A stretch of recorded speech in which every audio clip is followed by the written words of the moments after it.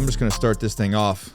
26-year Navy SEAL, way better than Ray Cashcares from what I hear, right? That's the word on the street, man. Ray was in my first SEAL platoon. Was he really? He was my sea daddy back in the day. How was he back then? Same? He was exactly the same. Exactly like who the same. you see now is exactly the same person that he was back then. 100%. That's just perfect. Love you, Ray. Hope you're doing well. He called me while I was in a meeting, and I immediately hit deny. I was like, no. Can't talk to you right now. I gotta say, Ray's podcast is up there, right? He's one of the top podcasts. Mario, maybe.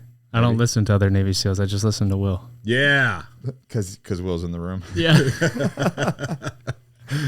So before we get into you being called the most hated project instructor ever, I think loved. I think is the right word. I'm not sure if loved is what they're going with. But before we get into that, because dude, do I want to unpack some shit that just happened this past week, or since the last class anyway. Steve did us good. Steve did us really good with that road. What was it? I'm working on the road. Yeah, oh my God, dude, that was hysterical. That was great, man. It was perfect. Great. He did. Steve isn't even good at social media, and that was a fucking ringer, bro. Yeah. Yeah. That was yeah. Anyways, before we did that, you're 26 years in SEAL teams. Yep. That's a long fucking time, dude. It's actually a little bit of a white lie. Okay. I spent 26 years in the Navy. 23 of those was SEAL teams. Yeah. Right. I made a tactical error in my when I joined the Navy. Yeah. And so I went to boot camp. I went to be a Navy SEAL. Even though no one knew what the fuck a Navy SEAL was back then. There was no internets back in the day. Oh. Had Charlie Sheen done his thing already? I'm not sure. Definitely by the time I got to the SEAL teams, they made that was movie. a thing. But there was nothing really else out there. No books. I think maybe Rogue Warrior was out there, Marcinko. But I learned about it in the Boy Scouts. I met a kid. He was a good swimmer. I was going to this national jamboree. I was poor as fuck growing up, like dirt poor, like free lunches, kind of poor. But I was heavily involved in the Boy Scouts. I was an Eagle Scout, all that good stuff. And I went to the national jamboree. And I met a kid. He was like, "Yeah, I'm going to go to the Naval Academy. I want to fly F-14 Tomcats. I want to be a Navy SEAL." I'm like, "I want to do all that. What's a Navy SEAL?" And he explained it to me, and I was like, "Fuck yeah, that's what I want to do." Although I didn't really want to join the Navy because they have those big gray things that float out there in the ocean. No one doesn't wants sound to so fun. No, not at all. My dad was in the Navy. My grandfather everyone was in the Navy. I'm like, I'm not going to be in the Navy. I know. I heard what you guys do on the ship. Yeah, fuck that. And so the Navy recruiter called me after I got back from this national jamboree, and he was like, "Hey man, you ever thought about joining the Navy?" And I was like, "Fuck. Well, I want to be a Navy SEAL, and I want to go to the Naval Academy, and I want to fly F-14 Tomcats, like Top Gun." He's like, "Well, why don't you come on down here?" And yeah, sure, kid. Here you go. I got it. I got just the thing for you. He showed me this really cheesy SEAL recruiting video, and I'm like, "Fuck yeah, where do I sign?" Was that public or was it an internal video? It was, man. It was so bad. It was bad? like it was really cheesy, like cheesy GCI explosions, and yeah, like they weren't wearing camouflage. They were wearing like wetsuits. Was it like an 80s action movie kind of thing? Yeah, it was awesome. Like all M16A2, A1 rifles. Yeah. It was Very bad. cool. Yeah. I mean, it was early 90s. Like yeah, right, of course. So, dude, I joined from a guy fighting a dragon. I was like, maybe I want to be a Marine. yeah, they were fucking fighting dragons with I'm swords like, dragon and swords? I'm like, fucking sign me up, bro. That's what I want. Yeah. And I probably would have had, I probably would have been a Marine Corps, Scout, Sniper, Recon, whatever. Can we just appreciate our time of recruiting videos versus today? Oh yeah, how amazing, so much fucking how better. Amazing were those videos? Yeah, they were awesome. I would join the Marine Corps right now. Compared to like with those videos or with those. I don't even know what to call our recruiting videos now. I don't see them. I don't watch TV. I don't think I can bring myself to do it. No, man, you would break your heart. It would break your heart. You'd be more angry. Yeah. I'm a nice guy though. Yeah, you are a nice guy. Anyways, so you joined the Navy, and then what happened? So I went to boot camp. I took the screening test, and I was focusing on like the minimum number, minimum standard. And it took me a long time to like figure out, why did I fucking fail the test? Well, I was looking at the minimum number of push-ups, pull-ups, and sit-ups. It's a 500-yard swim. I'm an okay swimmer. I hate swimming, by the way. Most Navy SEALs don't like the water. It's amazing. Like, I tell people that, and they're like, "Are you fucking kidding me? You picked the wrong." I'm like, "Yeah, I loved it until I got to buds, and then they beat it out of me." It was like 52 push-ups, 60 sit-ups, 7 pull-ups, and a 1.5 mile run in pants and boots. Yeah. And I think I got to like number 37 in push-ups, and I couldn't do any more because I was focused on the minimum standard. Yeah. I wasn't focused on like destroy the fucking standard. Right. That was a different mindset. Like, I had a lot of You're growing up. how old at the time? Like 18 years old. Yeah, you don't know. Like, I didn't know. I'm like, fuck, I'm from unless you're told or backwoods taught. Mississippi nowhere land. Like, I don't know any better. Unless you're taught, you don't. Yeah. You don't know. Like, it wasn't built into me. I had like a mediocre mindset. I'm like, I'll be happy if I make $20,000 a year. You know what I mean? Fuck.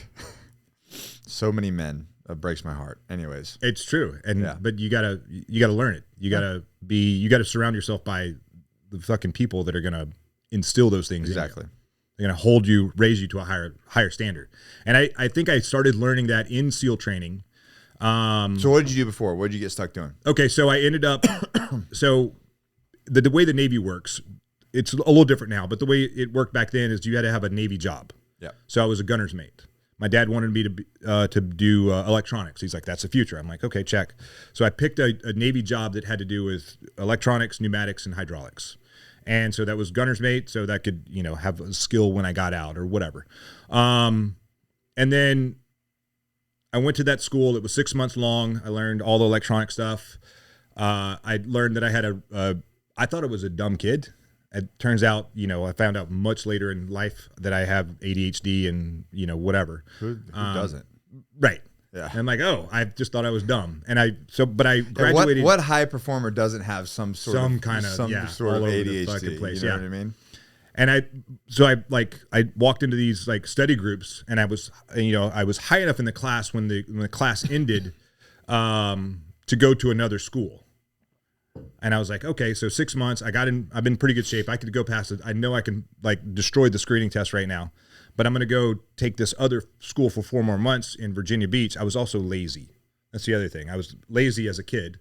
Even in the Navy, like I didn't want to get up at 4 o'clock in the morning in fucking the winter time of Waukegan, north of Chicago, Illinois, and go take the fucking screening test. Like, it fucking sucks outside. It's cold. It's miserable. It's dark. It's scary. The sun's not even up. Why should I be up? It's not going to be up for like 6 more hours. And so I was like, I'll just do it later. Yeah. I was lazy. Looking back on it, I can admit that. I'm brave enough to fucking admit my mistakes. Dude, I've done so many on this podcast alone. Right. And so I'm like, I'll do it when I get to Virginia Beach. And so I go to that school for a couple months. And I'm like, hey, instructors, I want to take the SEAL screening test because I want to go to BUDS after this. And they were like, okay. So they looked into it and they're like, yeah, you're not going. Because I took those orders to that school in Virginia Beach. I owed the Navy 24 months of obligated service to a ship in Yokosuka, Japan. Oh, cool. So I'm like, fuck. Well, super fun. What if I fail out of this school? Like, I can just fucking bomb right now. They're like, you're still going to that ship in Yokosuka, Japan. You're just going to be painting and cleaning. Yeah. I'm going to go to that billet. And so I'm like, fuck, okay, I'm not a quitter. I'm just going to go do it. And so I went and served my time on the ship. I did everything I needed to do. I was still very focused What year on was this? 90. I joined the Navy in 92, so 93, 94. Oh, wow. So it was 13 months boot camp. Yeah, so I think I went out 93. I lived on a ship for 2 years. When, the way the Navy works is like when you're 9 months out from your rotation, you call your detailer and you say, hey, this is what I want to do next, and start that negotiation. Well, I called my detailer and said, hey, I'm just letting you know I'm going to put a package in to go to BUDS. I want to become a Navy SEAL. And he's like, that's great, but I'm not going to let you go. Well, why not?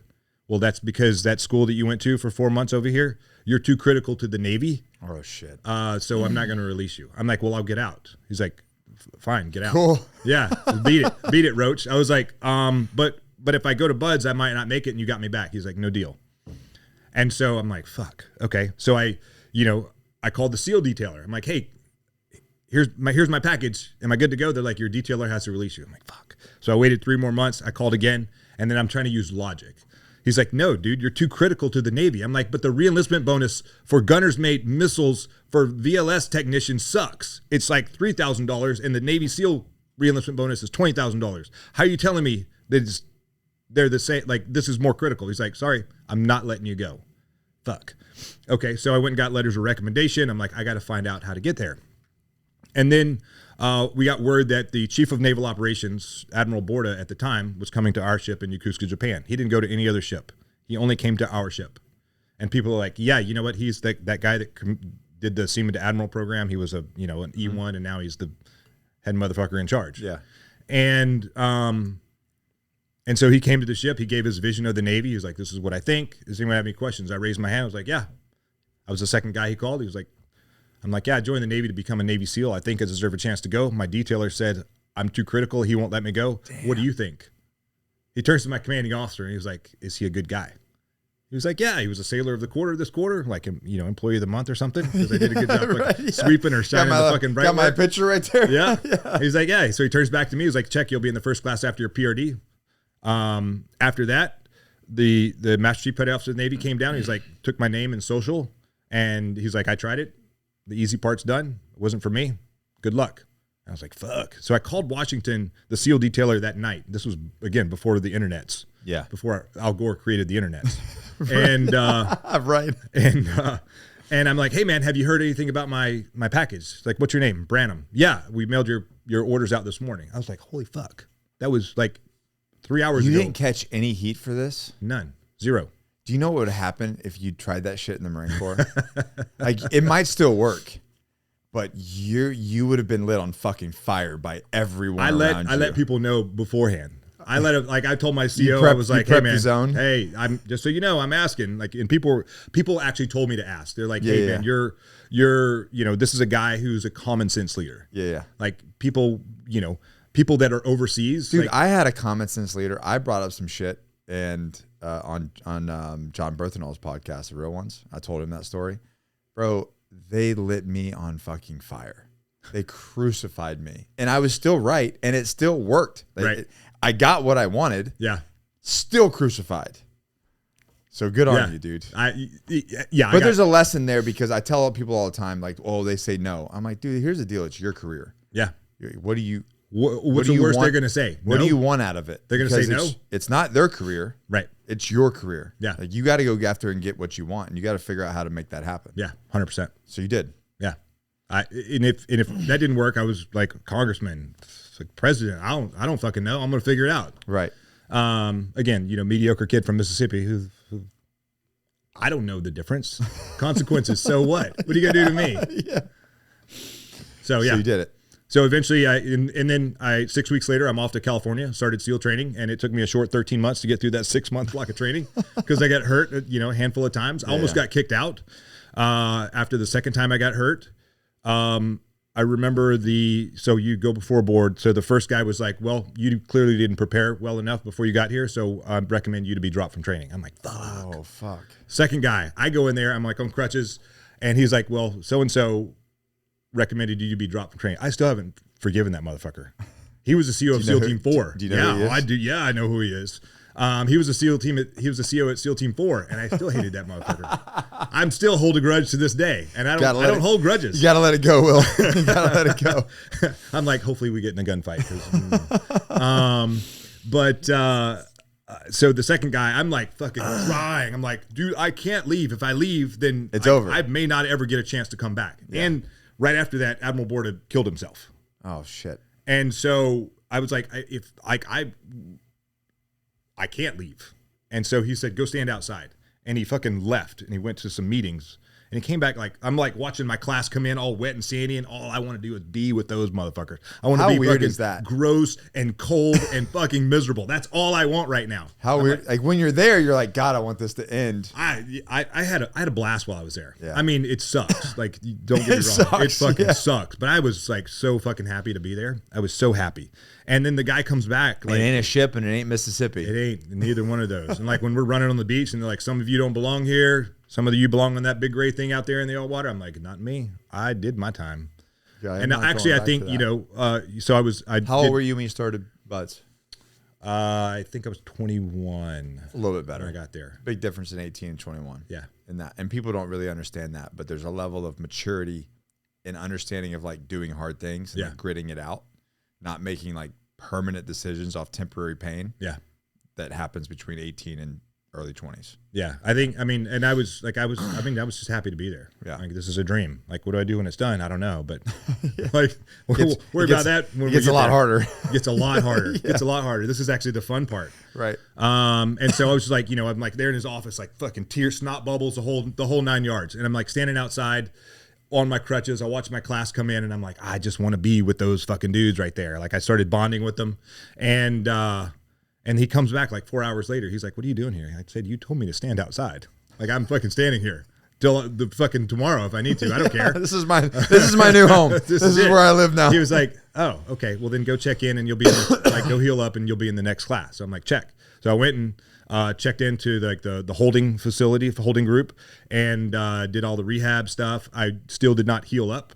So the next, I was like, I'm on the fucking ropes right now. I got to just fucking put out, even though I'm still broken. So I made it all the way through first phase and through Hell Week broken. So how did you like, what was the lifestyle there when you're like basically in holding? You work out twice a day. Are they fucking with you, or is it just kind of not really? No, they're just kind of trying to build you up. So you're either broken in between classes, or you're showing up and you're getting ready to class up into the first class. Got it. And because I hadn't made it through Hell Week yet, I was just, guys were coming in, and I would help them, hey, you need to take your greens down to AB Brights. You need to do this. You need to do that, whatever. The small amount of information that I had. Here's how you do boats. Here's how you set things up. Then when we, the first 2 weeks or the 2 weeks prior to first phase starting, they start doing more indoctrination stuff. Like here's like actually preparing you for first phase, like drown proofing where you're tied up and thrown in the water, swimming with fins, which is very different than swimming without fins, sand runs, calisthenics on the beach, all that first phase stuff. And so they're just preparing you for first phase so that hopefully they get a high quality person on the, like, come out the backside of it. And I didn't heal up. I still got out there and I did all the things I needed to do, but I limped my way all the way through first phase. Damn. Like, I made 1 4-mile time run. Like, I had to make one in under 32 minutes. And I remember the day that I did it. I don't know what happened in my mind. I just woke up that morning and I'm like, I woke up that morning at 5 a.m. I'm like, I'm going to go fucking crush this run. I'm still hobbling along. And what was the actual injury? I don't know. Like, so my left knee, so it was the first run that I ever kept up on in Buds. I didn't go in the goon squad, which is like extra attention, like extra work. Yeah. I kept up on the run, and I'm sitting there stretching out while the goon squad's going on. Goon squad's released. They come back to the class, and they're like, everyone go hit the surf. And I stood up and I fucking fell down. My left knee just stopped working. Like, it wouldn't fight, like it wouldn't hold any weight. I could stand on that leg. I couldn't hold any weight on it. They did MRIs. They did a bunch of tests. They're like, we don't know what's wrong with you. You just need to suck it up. Okay, I'm going to suck it up.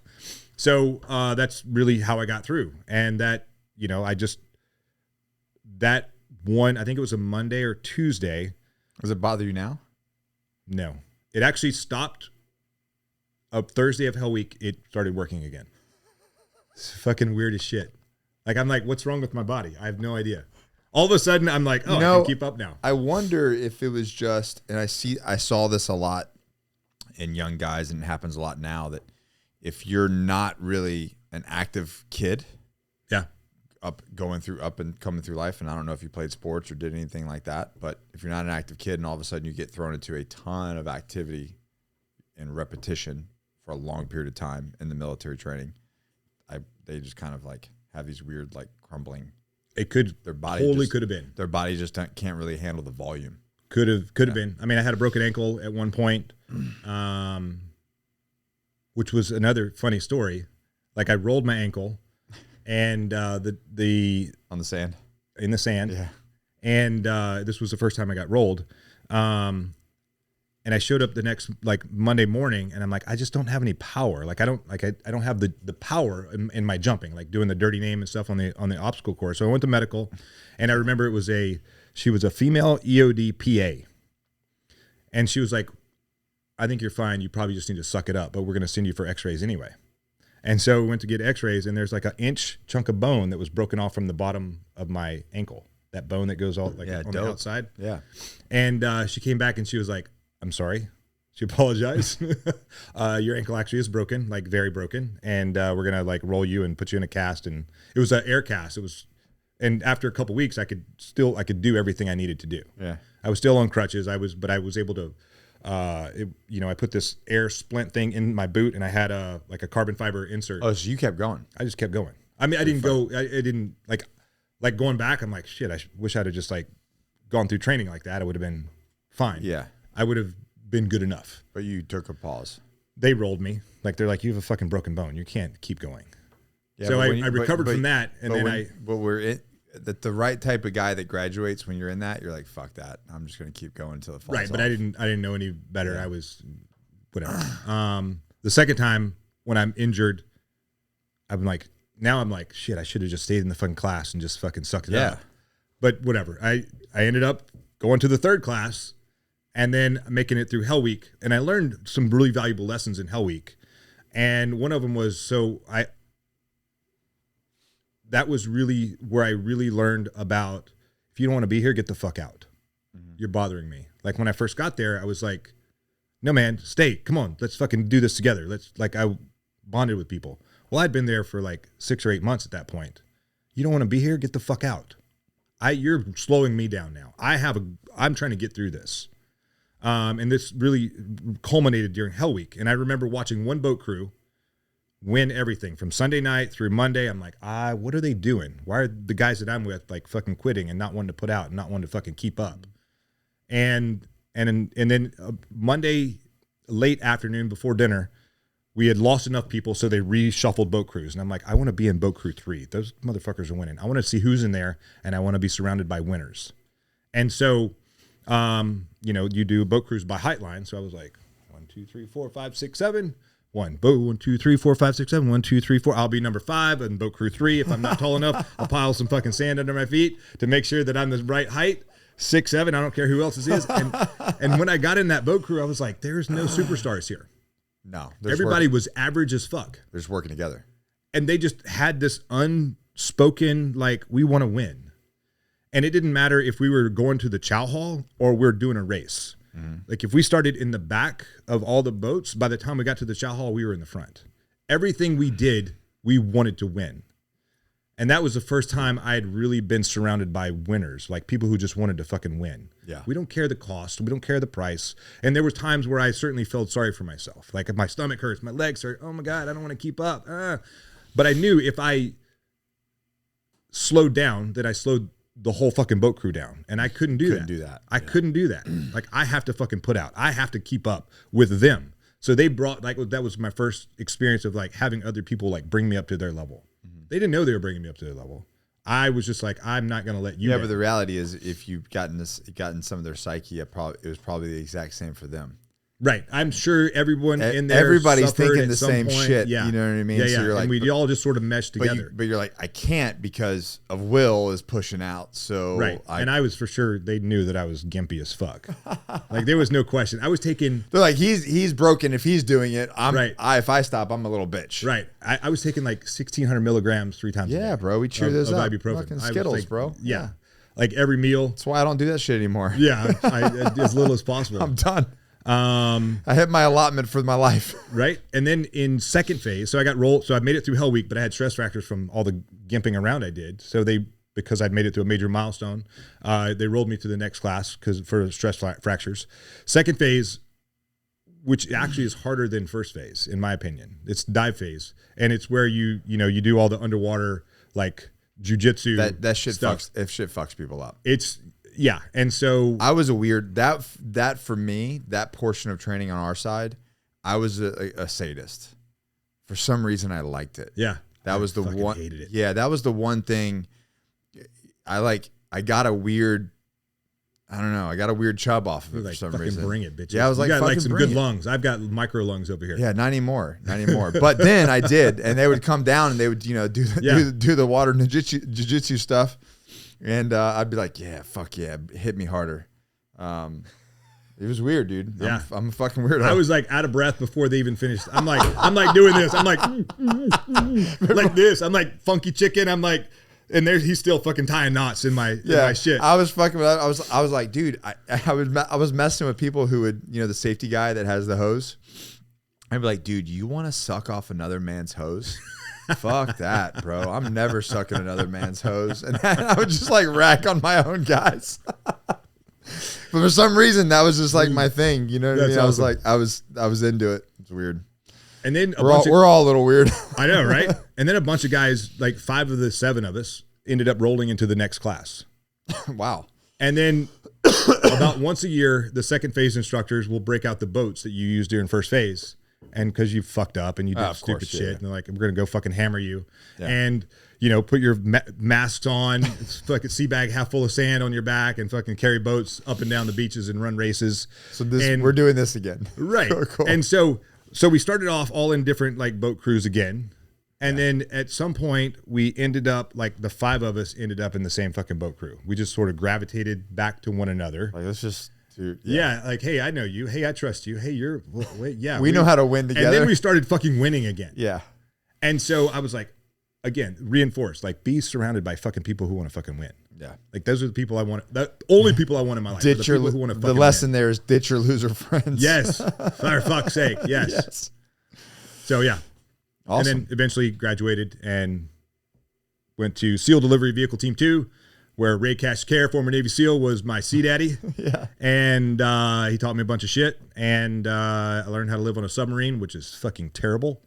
For a large guy like you, that is pretty terrible. There's way bigger guys that do it. And Ray and Jay seems like submarine SEALs. Seemed like good submarines. Jay was, I don't think, ever on a sub. Ray was. So there's a funny story about Ray. So the SEALs used to work in the dry deck shelter where we launched the SEAL delivery vehicle from. Mm-hmm. And I was, a young guy, like it was nighttime, whatever. And we had these inflatable UDT life vests, double pull for I think you can dive them down to 80 feet or so. And we're on the deck of the submarine. We're at like 25, 30 feet of water working outside, and Ray's toggle gets pulled, so his CO2 thing gets pulled. Oh shit! His fucking thing inflates. Oh shit! And it's nighttime. Oh shit! And he's like about to get sucked up to the surface, so he like hooks the cradle where the STV normally is, and he pulls his dive knife out, and he's stabbing himself in the fucking chest to deflate his life jacket. And I'm in He's never told me that. Ask him about it. And so I'm in the like transfer trunk doing like under instruction stuff. And they're like, oh, just put Branum out there. Well, I have like, half air in my life jacket in case I, pass out or something in there, safety precaution. Yeah. And then they put me on the deck of the submarine at nighttime, first time ever. Like go out there. How deep are you? And it's about 30 feet. And they guy hands me a bottle. And all I see is like, it looks like some like techno fucking rave concert thing. All I really see is like red and green chem lights all around. It's just completely overwhelming. And I like go under the glass and then I stick to the fucking ceiling because my life jacket. I'm like, what the? And they're like, he's a fucking soup sandwich. Like, I don't even know what they were saying about me.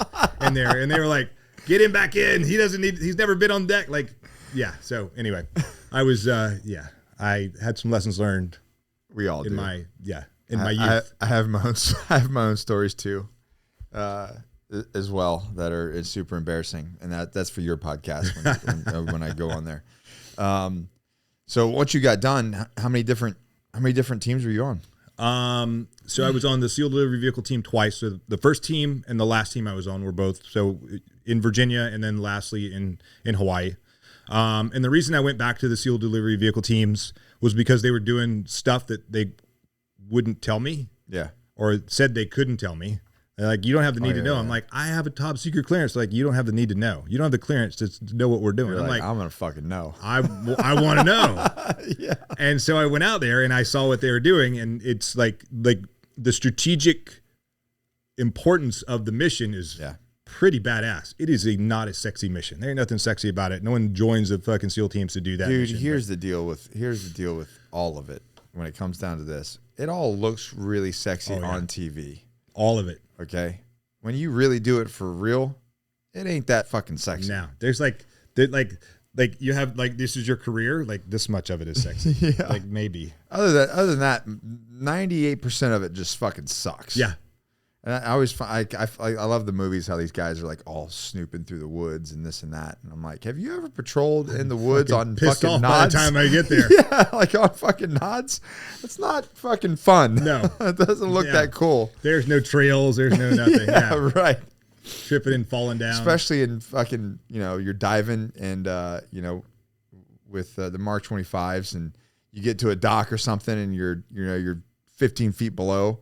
And you're trying not to fucking like expand your lungs too you much. breathe and, your thing down. Shit's fucking going all over the place. And you're trying to hold on to the thing and put a sensor on something. You're like, this is a fucking shit show. This it is. In the movies, it looks so fucking cool. These guys come up and they put it on there and swim away. And right. And then also like whatever, you breathe, you're breathing back down. So you like, as you come up and you peak. And right. You didn't breathe it down enough and you misjudge your depth. And all of a sudden you're like a fucking buoy on top of the, what the fuck? And your buddy's like, trying to pull you down. Yeah, you're all linked together. It's just the total, like, yeah. I wish you could just see what really happens because it's like a total clusterfuck under the water. Oh, it's a miracle that we get anything done. But nonetheless. So anyways, you stayed operational the whole time or did you actually have to go be an adult? I did be an adult a couple times. So I taught sniper school for a little while. That's right. Actually, I was teaching sniper school when 9/11 happened. That was interesting. Really on a leadership because I was not the senior guy. Yeah. I was the senior instructor. The guy who actually ran the school was in California trying to get the course accredited and all that other stuff. I remember that. Yeah. And because you guys would send guys to our school. Yeah. Before that. Yeah, actually, the guy who started our course, he went to Marine Corps Sniper School, he went to Army Sniper School, and he did some other, like the FBI Academy or something, which is really Marine Corps Sniper School. Yeah. And he took all the stuff that he liked from those courses and put them together and started our course. Yeah. And then the West Coast kind of did something similar. They put something together. Like there's some guys on the internet that take credit for starting the West Coast Sniper course, and I've heard them take credit for all the kills that Chris Kyle had. They took credit for that's a kind of thing with the SEALs, right? Marcus Luttrell, like they basically were the reason that he made it out in Operation Red Wings, and I'm like, are you fucking kidding me? There's a lot of that in the SEAL community. Apparently, apparently I missed out on it. I missed out on a lot of it. Multiple people shooting the same guy. Everybody started something. A lot of movies being had. Yeah. Where's your book? I haven't written it yet. I'm working on it though. Fuck? Working on it. Are you even a SEAL if you don't have a book? I have a couple in me. It's funny. It's funny that you say that. Like all the shit that I do now are all the things I said I would never do. Really? Writing a book will be like fucking number 7 or something. Like number 1, I said I would never join the Navy, and I did that for 26 years. I said I would never be into sales. Well, I have a CBD company, and I do sales for the project. I do some other stuff. I said I'd never be one of those people on stage going rah rah rah. What the fuck am I going to say? Well, guess what? There I am. And I'm never going to be one of those life business whatever the fuck leadership coaches. And here you are. Here I am doing that. Never going to write a book. Well, I've got one. I'm working on one right now. I've got 2 more that are in the kind of the back. I'm looking to do a TED Talk in a couple weeks. That's awesome. Never say never. Never fucking say never. Never say never. Yeah, because you'll eat it for sure. Yeah. So my kids have actually called me on that. I'm like, oh, I'm never doing that. And then my daughters are like, Dad, didn't you say you were never going to do that? I'm like, you shut your mouth. Shut your face, kid. Shut your face. You don't know what you're talking about. You're a kid. You don't know what you're talking about. I'm an adult. And they just laugh at me all the time. So, well, that's awesome, dude. Well, congratulations on 26 years. Thank you, sir. What made you want to get out? I didn't want to get out. I didn't want to get out. Like, Really? I was very comfortable. You had 4 more years you could have rolled. Because I was an E8, you only can stay for 26 years unless you do some sort of other thing. I didn't make it that far. I was a quitter at 12. So, Yeah, so I don't know the rules. So yeah, you can only stay based on your rank. Okay. Like if I'd have done some like shit job overseas for a year, like I could have stayed an extra year. Yeah. But I didn't. So, and I was in denial on getting out. Like I talk about, my transition from the military to civilian life, hardest fucking military mission I've ever been on. Still on it today, still figuring my shit out. Now I tell guys like, you're getting ready to get out, at least an out. Like, and people told me this, and I said, "Fuck you, I got it covered. I'll be fine." I'm like, dude, you start figuring out what you want to do at least a year out, maybe 2. At least the first chapter of what you want to do, because it's going to change. It's going to change. It's going to change, and that's fine. Yeah. And the first thing I did when I got out, I started a consulting business because my last 3 years in one of my grown up jobs in the Navy. I was in the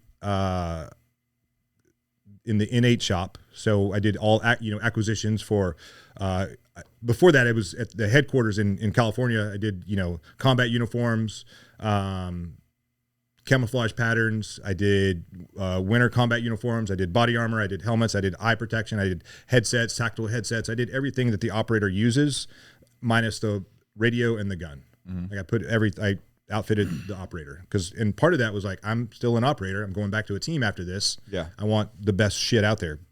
Pockets and pouches and all that other shit. You're very heavily, the guys that do that, even in our community as well, you pick a guy because you're heavily invested in it. And I worked with guys from MARSOC, from your side, and they actually were smarter about it than what we were. We were looking at the big program. They're like, we like that, we like that, and we like that. That's what we're going to buy. Yeah, right. And I'm like, that's smarter than what we're doing, but okay.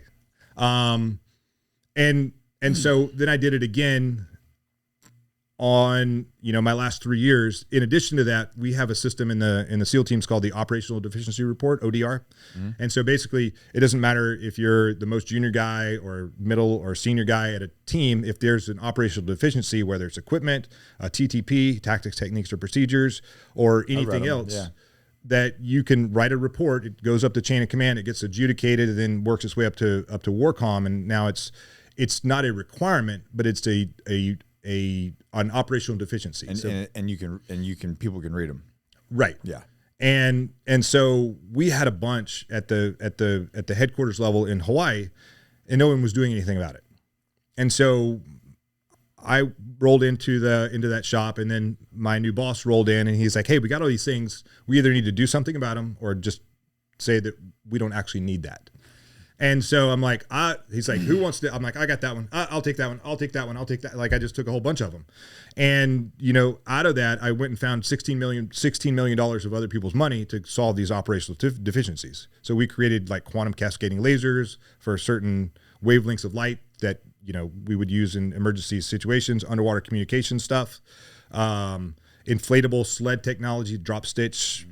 Basically we wanted to be able to have a backpack that we could throw on a high-speed craft, and if the SDV goes down in some place it maybe shouldn't be there, yeah, not international waters, these radar, very hard to detect fast boats could come in, throw this thing in the water, put it under the SDV, inflate it, get it to the surface, and then be able to get out of Dodge and not.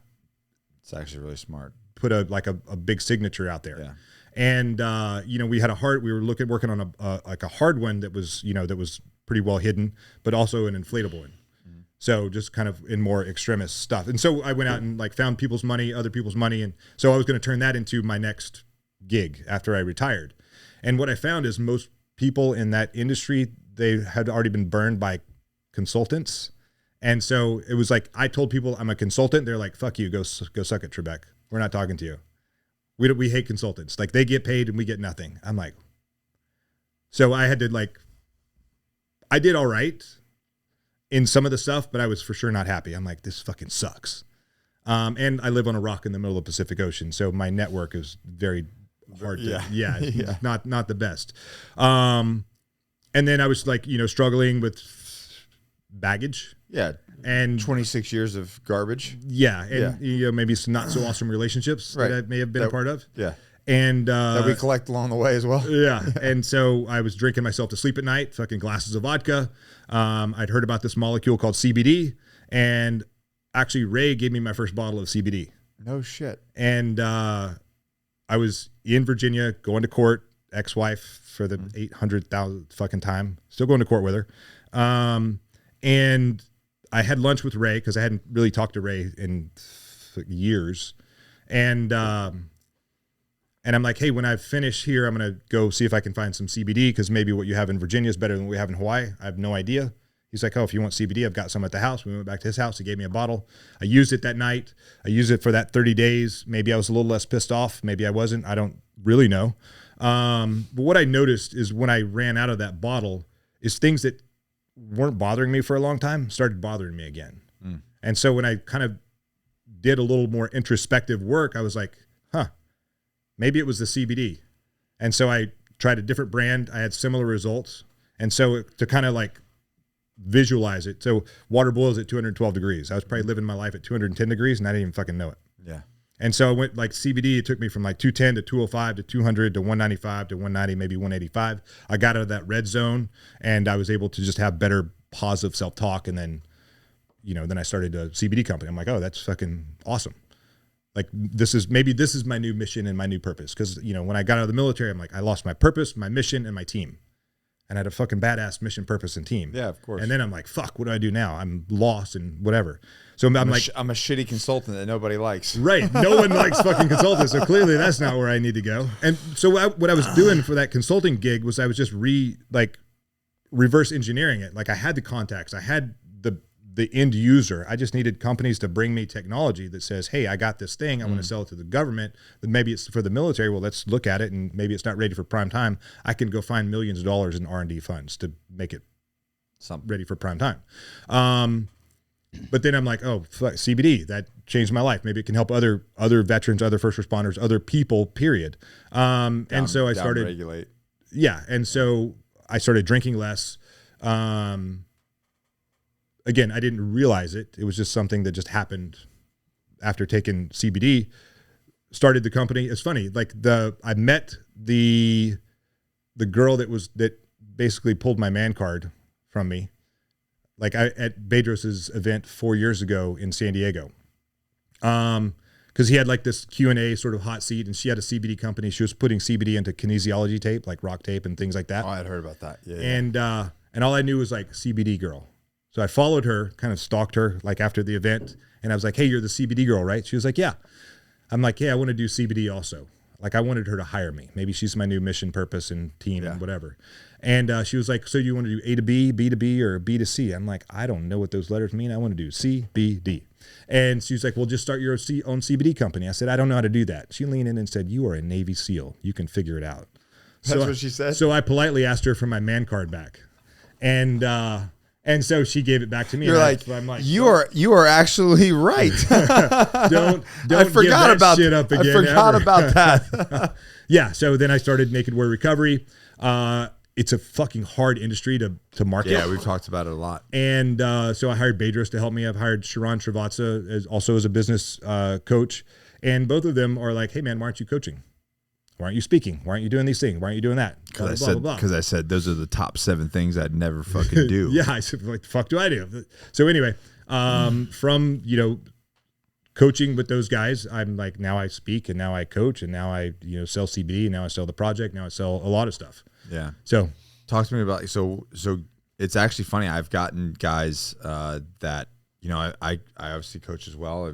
They come in here and we rip their whole life apart and blackboard their stuff out. A lot of them, like especially high performers like ourselves, we cannot downregulate. No, like we're just, even though we're exhausted, our brain is like just goes. Like going. So they don't. So I actually recommended a couple of them, actually several of them for years, and they're like, "Oh yeah, I'm out. Yeah, it's out. I'm going. It's down. done. Like it just it works. It works. And so yeah, thanks for that.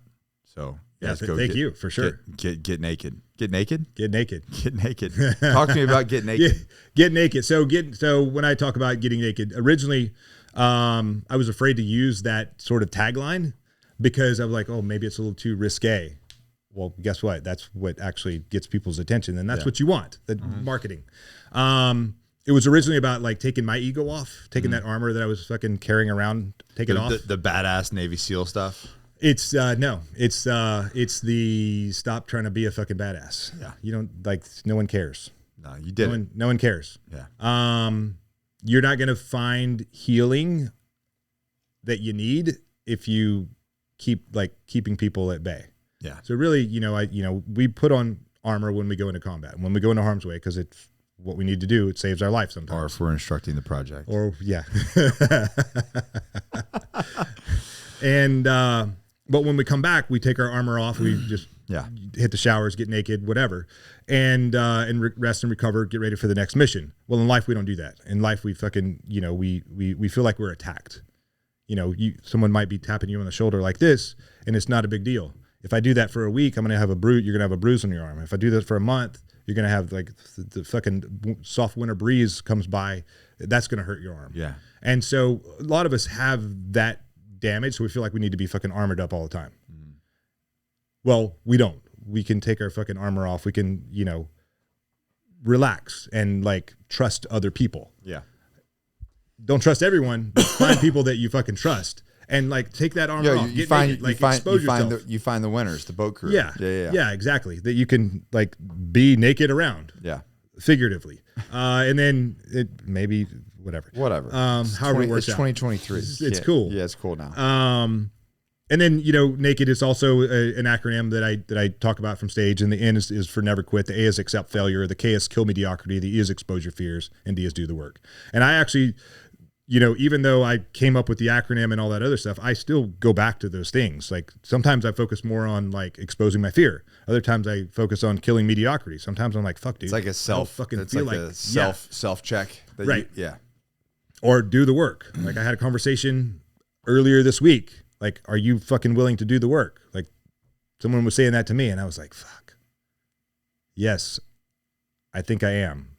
But it's, they're using my own medicine against me. Do you have, and we've talked about this in the past, but it's because it amazes me because everybody does. Do you get imposter syndrome? All the time. 26 Navy SEAL. All the fucking time. Like you were at E8. Yeah. All the fucking time. And you still like get imposter syndrome about being like I was like I got nervous. It's funny. I got like at BK Live. I was like fucking like I walked up there and I'm like I fucking own this stage. My fucking stage. No one can fucking take Badros Koulian can't fucking take it away from me. And whatever. And then I'm like giving the same presentation to the guys at the project and I got fucking nervous. Super weird.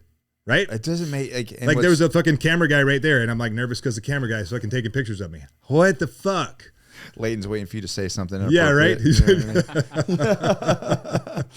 But all of my clients, they all have imposter. I'm like, but you know what? Who doesn't have imposter syndrome? Imposters. They believe their own bullshit so much, and they're like, holy shit! Like I just fucking no one. Once I realized that, I'm like, oh, so it's okay to have imposter syndrome. This is normal. It's totally fine. Yeah. Just don't let it own you. Right. Yeah. Do the work. Yeah, exactly. Do it in spite of. Yeah. In spite of fear. And I think that's and not only imposter, but fear alone. Like of course you're gonna be afraid. Yeah. Like talking about even combat. Like you're not afraid in combat? Oh yeah. Yeah. Oh yeah. Shit starts blowing up around you. You're like, fuck. This is not cool anymore. Yeah. Guess what? You trained, you do the work anyway. Yeah.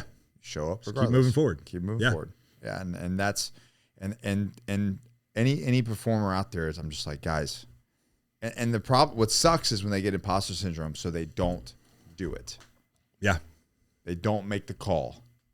They don't start the business. They don't make the video. They don't write the book. They don't do whatever the thing is that's calling them to do because like, nah, who am I? You're a fucking 26-year former Navy SEAL.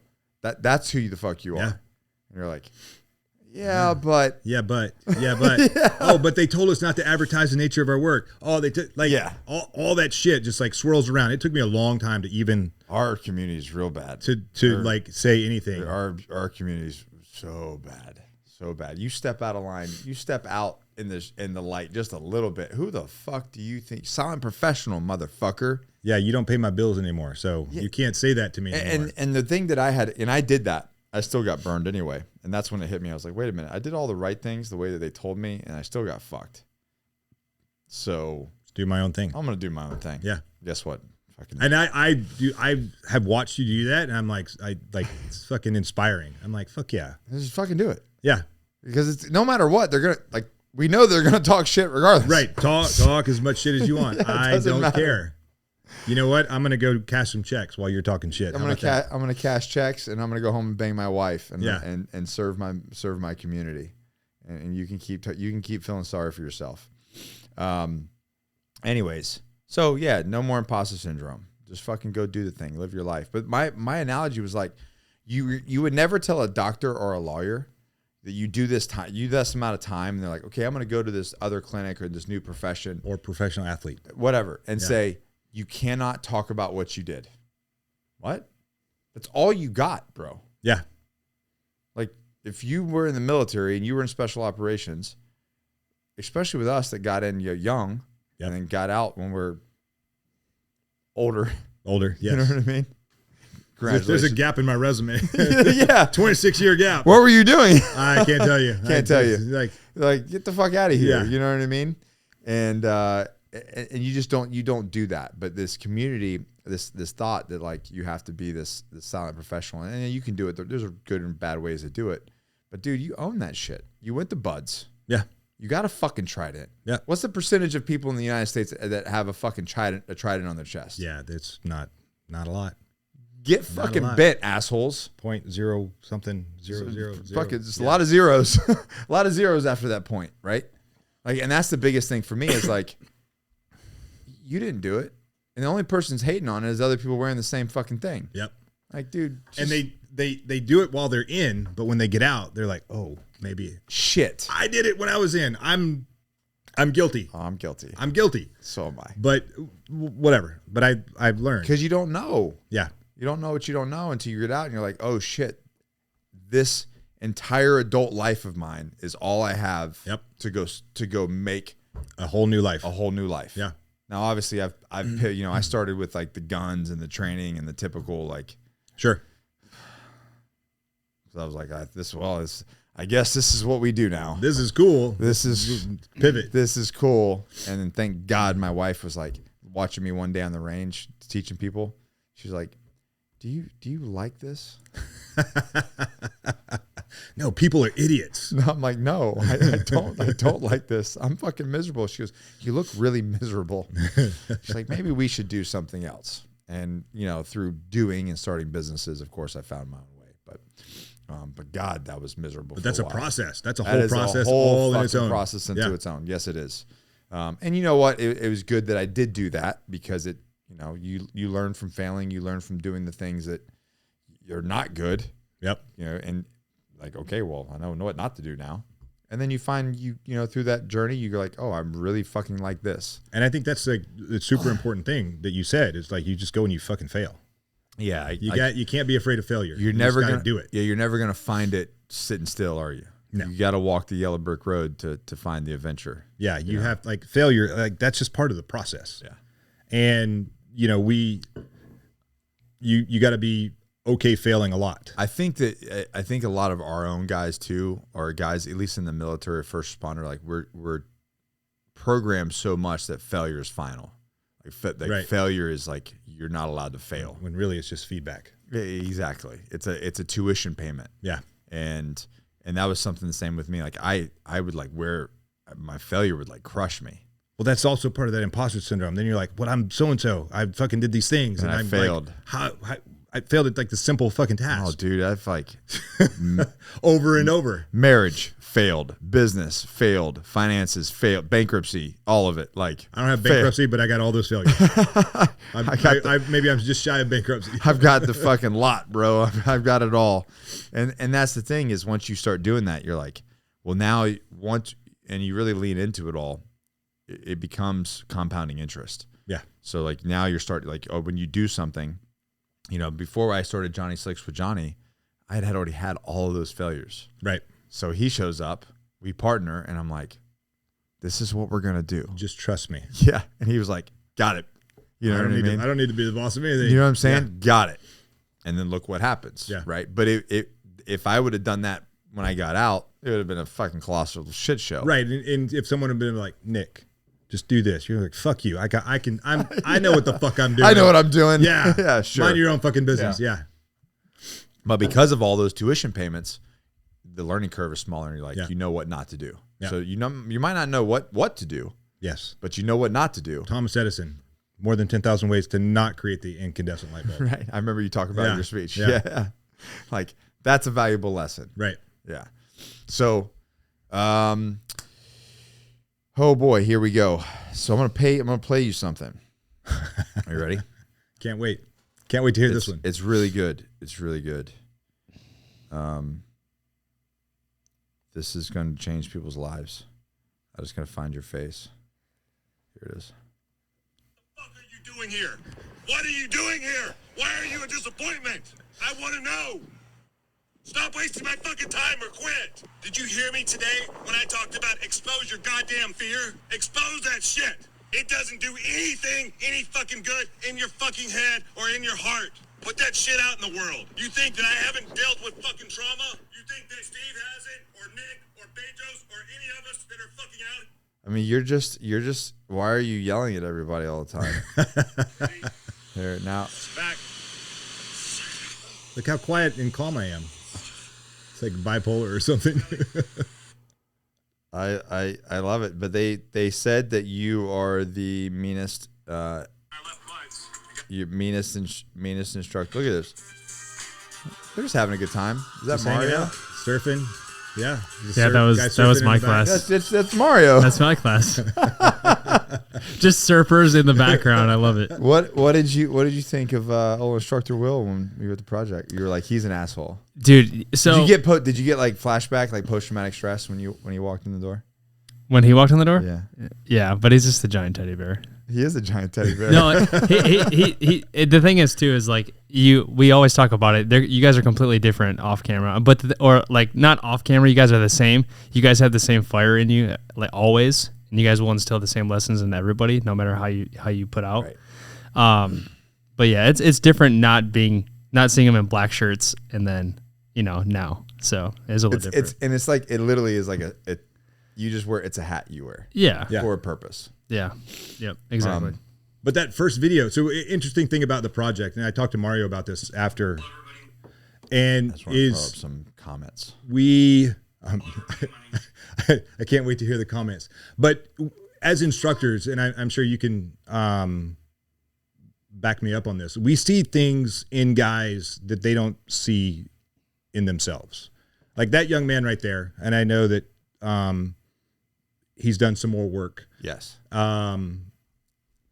We could tell that he wasn't telling the truth. Right. He's burying shit. He's like, using your words, emotionally constipated. Yeah. And I could fucking see it. It was plain as day. And I'm like, just fucking trust us. Trust the fucking process. But as men, we are so incredibly stubborn. Yes.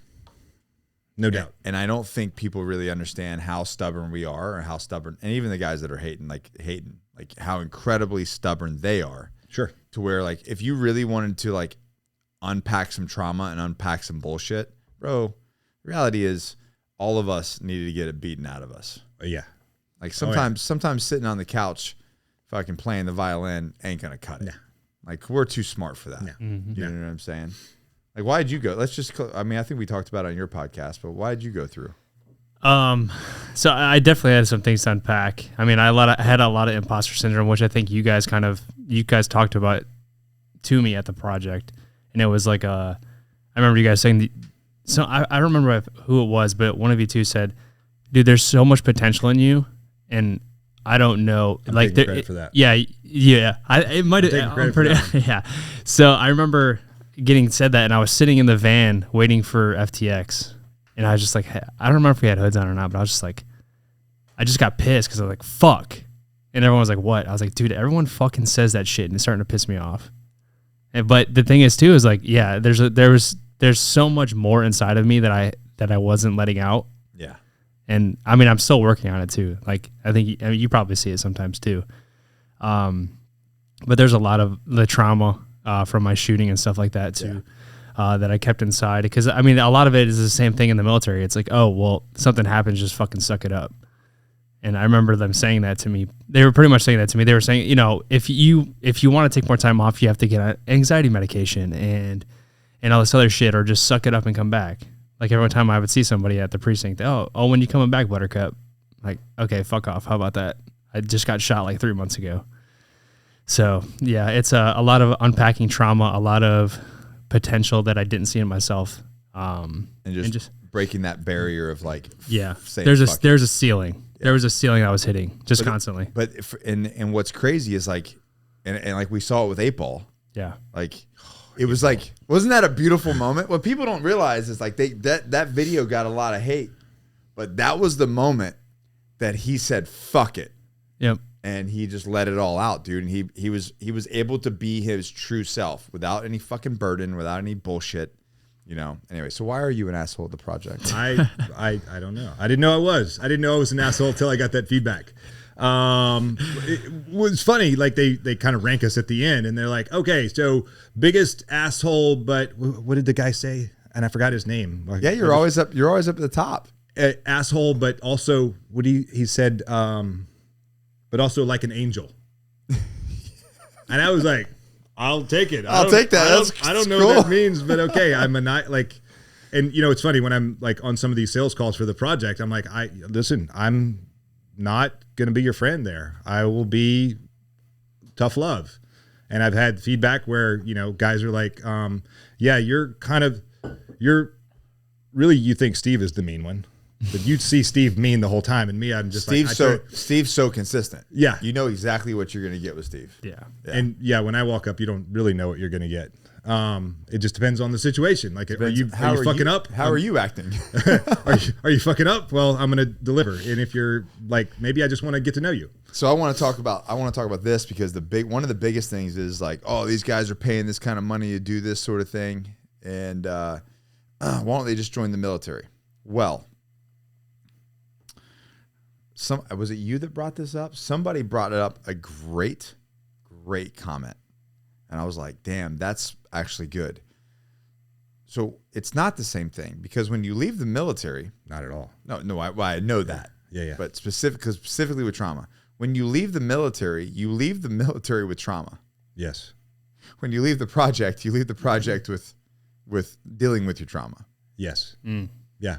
You know what I'm saying? Yeah. There's the difference. And so here's another thing that I tell people, and I don't think I've ever shared this with you guys, but when we're doing, I still got shit that I deal with, but I get probably as much out of the project as the guys going through the project. Same. Like when we're doing like hunt and destroy or whatever that thing is. Toxic cognitions. Yeah. And I'm fucking writing shit down, writing my own stuff down. Yeah. Like I'm going through it right there with the guys. That's what people don't really see. But the reality is could you imagine doing hunt and destroy like hour 3?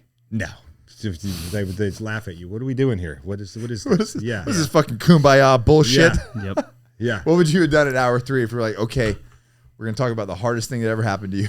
I would have been looking around like, what the fuck are we doing? What the fuck are we doing? Yeah. But at that point, you were like, I don't even give a shit anymore. Yeah. But the thing is, too, is that it opens you up even more afterwards. Like, you're more open to talking about it regardless of who it is. Because you don't have that weight. Yeah. You're like, I don't give a fuck what people think. Because then you see people going through different traumas in their life, and then you're like, okay, well, listen, man, you have to just talk about it at some point, because it might not be now, might not be tomorrow, but you're going to have to talk about it at some point. So that, I mean, you can hold it in and you can fucking explode one day. So I didn't know the statistics on this, but B told me, he said 1 in 3 men are physically abused growing up, and then 1 in 4 men are sexually abused. And I was like, dude, that's fucking crazy. That's crazy. I was like, there's no way. And I want to say, I don't think I counted this last class, but I remember counting when he told me that. I was like, I'm going to pay attention to this. So I Joe's class class 16. I was like, I'm going to count. And so we sat around the table, including the instructors. So I was like, I'm going to count every man in this room. 1 in 3 physically, 1 in 4 sexually. Sure shit, dude. On the fucking money, bro. That's crazy. On the fucking money. I heard Bejo say something about that one time, and I was like, that can't be right. Fucking 100. But I have started paying attention. If you start paying attention, you start talking about what's happened to people, and you start going, okay. Men for sure don't talk about that. Hell no. No fucking way. And I think when you break all those, when they haven't eaten, they're just broke the fuck off, right? And then you got guys like us sitting across the table going, this is what happened to me, this is what happened to B, this is what, you know what I mean? You like let it all out. They go, oh fuck, their walls are down, and they go, yes, this happened to me when I was a kid. And I think now that I'm talking about it, holy shit, that might be something that's causing me a lot of fucking friction in my life. Yeah. Boom. And so that sound clip that you just played there, that was the next day. That was the next day. It was the next day. Yeah. And we're still holding on. Yeah. Yeah. And that's what people don't really understand is like, oh, you're just they just see like a little snapshot. They just seen a snapshot of like somebody asshole Will being an asshole yelling at people and kicking sand. Somebody was like, you kick sand in my face, I'm gonna get up and we're gonna have a problem. I'm like, okay, sure, you say so. Dude, you say so. How comes that's never happened? It's never happened. Never happened. Someone did get hit though. Someone did get hit with not an instructor though. With a cake. Yes. Will's happy birthday. It wasn't cake. me. I didn't kick anyone, I don't think. That clip. I'm sure. No. It wasn't you. It was your birthday cake though. It was your birthday Oh, cake. dude. That was a great clip that we can never share. I don't think that will be on the That will never be shared. Somebody called somebody else out. He got hit. He got pied in the face. It was like a fucking cartoon, dude. It was. Dude. I'm so sorry I missed it. Like you missed it. I saw he sent me the video. Oh, but and and it was my fucking birthday cake. What the fuck? It was beautiful, bro. That sound of the cake hitting the face. I was like, dude, this is like movie magic right here. He probably still has cake in his ear today. But it is a beautiful thing, man, because you see men that are emotionally constipated. You see them stuck. You see them docile. You see them inability to stand up to aggressors. And that's what the beautiful thing is we want, like, maybe I'm giving too much away, but like, we want you to fucking push back. Yeah. We want you to fight back. Yeah. That's the whole fucking point. I hope one day that to fight back at the right time. At the right time. At the right time. Yeah. Like if you fight back at the wrong way, you're gonna fucking lose. Trey. Yeah, Mario, your class, you guys got it wrong 100%. 100% of the time, all the way to the end. So you tried to stop him. So when he was like, "Oh, let's go talk to him about his shoes," talk about Steve's shoes. Yeah. So yeah, I'm not gonna fill everybody in on it. You guys can watch the stories and look at his shoes now. I'm like running over there. I'm like, I think it was Lou, because I think Lou was class leader at the time. Was he? Yeah. Flowers? Yeah, Flowers was class leader at the time, and we were running over there. I'm like, bro, we are about to get fucked.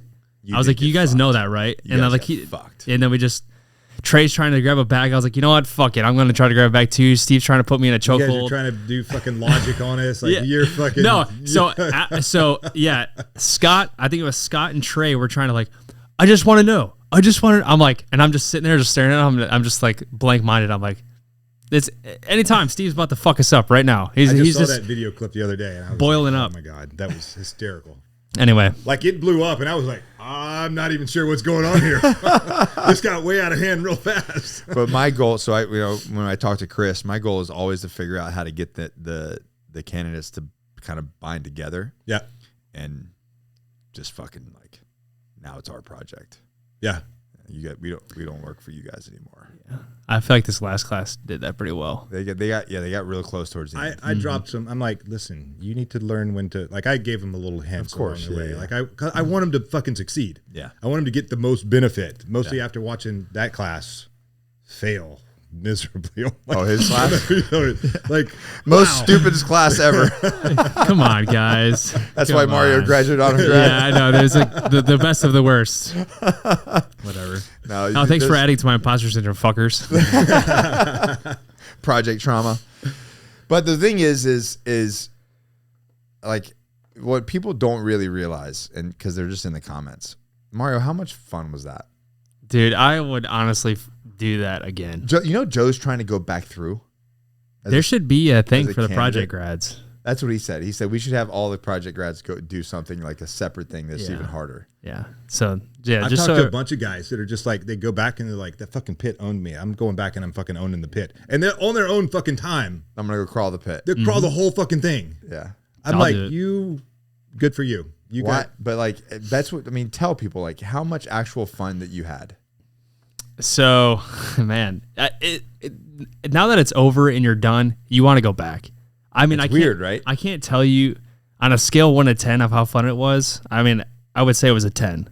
Now that you look back at it, because you get done, you get through all this stuff, you fucking talk about your traumas, you build a brotherhood with people, and then you go back and you watch all the Instagram stories that your wife fucking records on her phone, and then you watch them, you watch them up on your 65-inch TV, and you're like, you just crack up. Like the one where we're playing in the sand, everyone's getting covered, fucking, and I think it was you. You're like, why don't you guys fucking help each other? Or like you, and then I like pushed sand on Lou, and it got all on his face. And I was dying, but just like funny shit like that. It's so much fun, man. And that's what it's one of the things that I tell guys when we're at the beach, like when they escape you for a little bit, like I send them away for a moment. Yeah, like get away from Will for a second.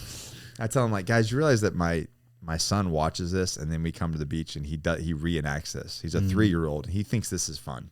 Like kids bury themselves in sand, they sugar cooking themselves, they run to the water, they run back, they dig holes.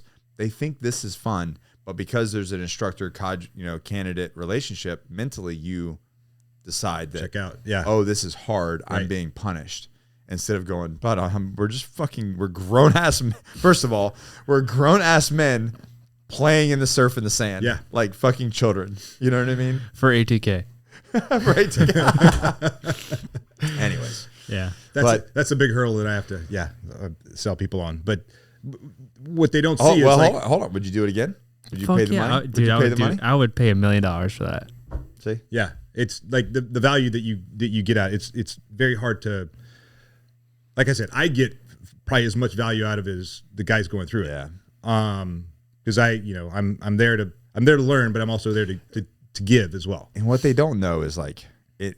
And I'm going to speak personally because I know Will doesn't feel this way because he's an asshole. But I like when I show up, I really truly want everybody to graduate. Yeah.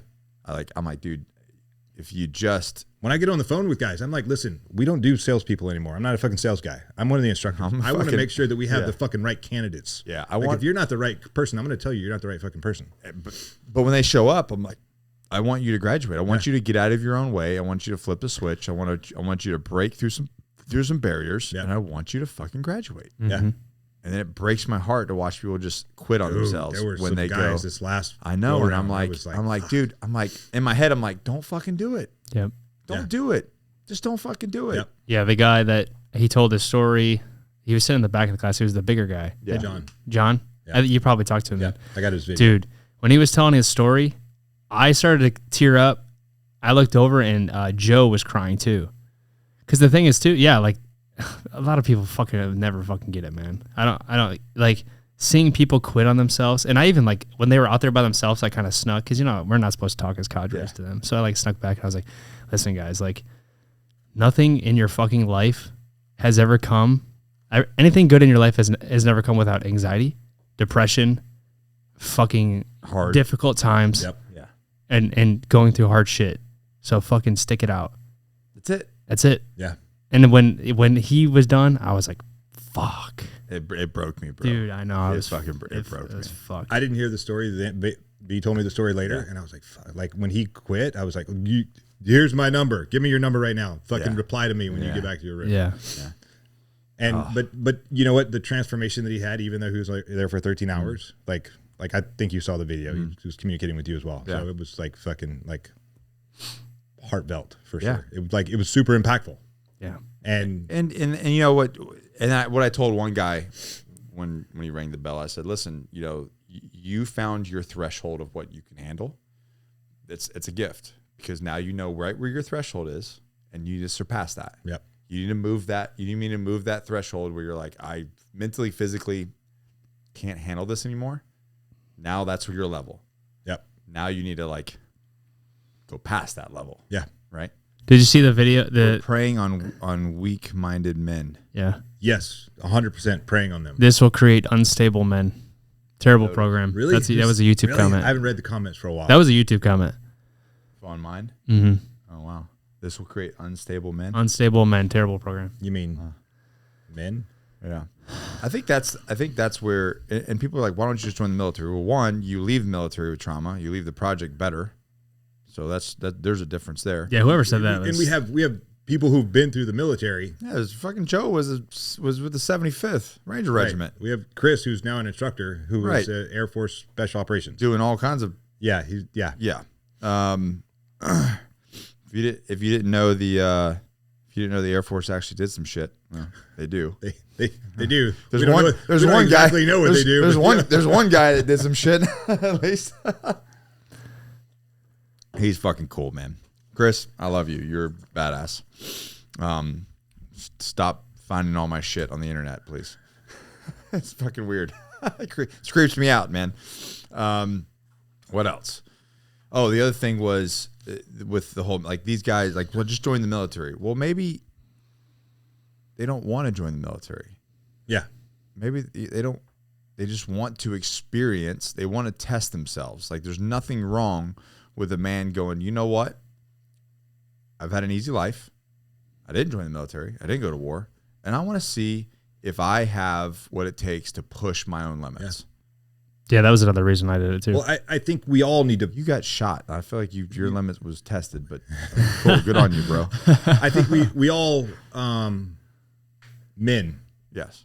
need to be tested more than a little bit. More than once. More, yeah. As we go Like through life. I continue, like I've done some pretty hard stuff just this year. I've hiked the Grand Canyon rim to rim to rim twice this year. A lot of people, it's their fucking bucket list. Like, they hope to do that before they die. The first time I did it, top 5 hardest things I've ever done in my life. By a lot. That's crazy. I've had that. I've had some experiences post-service that I've said the same thing. Yeah. Because I keep moving the needle, man. Yeah. And that's what makes us better. Like, You don't creating artificial hardship in at your 50 life. years old. You don't want to be the guy. Well, back in the day, Fuck that. remember when? I'm gonna fucking go crush your ass, your 22-year-old fucking ass right now. How's that? And you can do it too. I do my best. I'm certainly like I might come up short, but I'm gonna fucking go down swinging. The recovery time is a little bit way longer for me than for them. Yeah, that's what I noticed. Is like I can still pull some crazy shit out of my ass. I'm gonna need a nap afterwards. But that afterwards, whew, even with a little testosterone in my butt, I'm still like, damn, I'm gonna need a fucking nap. Yeah, for sure, at least a nap. Yeah, like I I just did it again before the last project, and I was probably for the next 3 nights, I'm like fucking waking up sweaty because my body's in like fucking overdrive, like fucking keep going, keep driving, keep going, get up this fucking. It's like climbing 2 mountains. Yeah. But it keeps me young.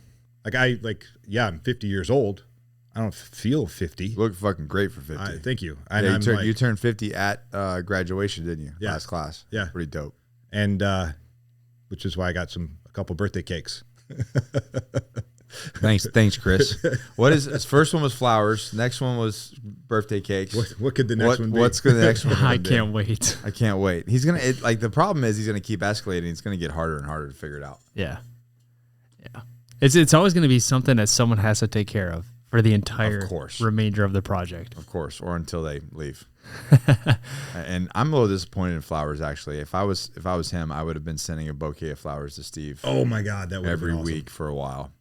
Not even an expensive one, just a little. Here's Here you just go. a reminder. Yeah, love you. Love you. Don't forget about me. Love you, Inspector Stevie. Inspector Stevie. That actually was funny too. That last class kept calling them inspectors. Inspector. Kept calling you guys inspectors. Yeah, he's a goddamn psycho. Yeah.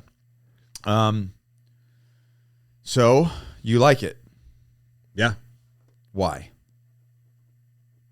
I know my reasons why. What your personal reasons? So I like helping people. Yeah. I like helping men fucking find their potential. Again, I get as much out of it as as they get out It's of very. I've said it in here in this room multiple times, man. But it's very rewarding to watch people succeed. Yeah. Or to help them when you succeed. see them like fucking flip the switch, when you see like the light bulb come on, like Yeah. whatever language you want to use or analogy, like there it is. Yeah. Fuck yeah. Like the guy in the last class, Murray. I was just about to say Murray. Dude. That's like That my biggest. fucking That's like kid. my biggest win of the year, Murray. He He was the most docile, weak little creature the whole awesome. time. I talked to him after. I talked to him last week.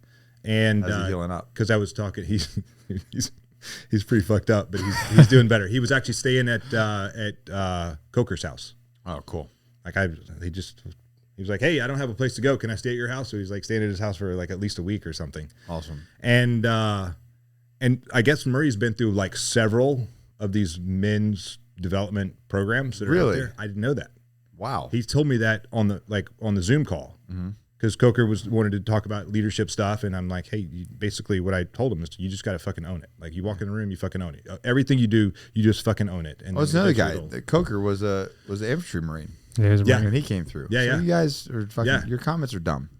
And Murray's like, and he's like, holy shit, you guys are actually following up and like fucking checking in on us and like talking to us after the thing. I've been through every other fucking men's personal development thing out there. No one has ever fucking followed up or talked to us. Cause I guess earlier that day he talked to Chris Cavallini.